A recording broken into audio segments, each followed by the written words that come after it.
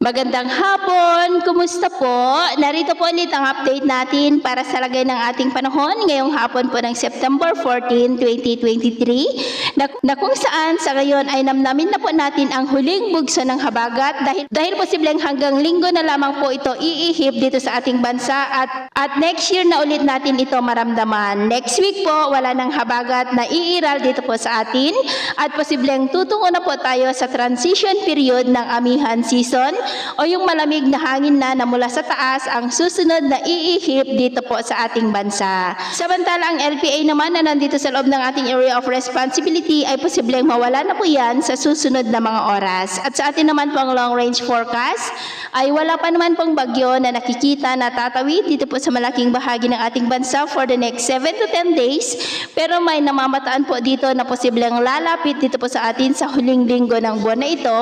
at ang development po nito ang ating babantayan kung matutuloy po yan o hindi at ang susunod na bagyo ay tatawagin sa local name po na Bagyong Jenny. At sa lagay ng ating panahon ngayong hapon dahil sa habagat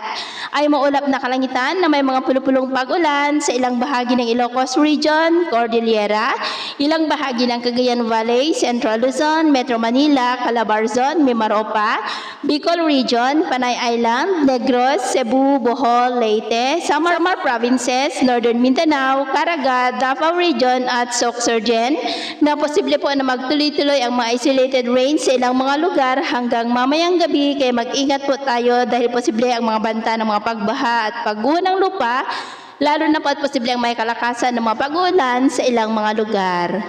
At sa atin naman pong mga baybayin, wala naman po tayong nakataas na namang gale warning signals, pero pag-ingat lamang po kung papalaot tayo para mas makaiwas sa mga sakunang pangkaragatan. So, yun po ang latest update natin sa araw na ito. Ako po muli si James na nagsasabing sa kahit na pagsubok po na darating sa ating buhay, wag po tayong mawawalan ng pag-asa. Thank you and God bless!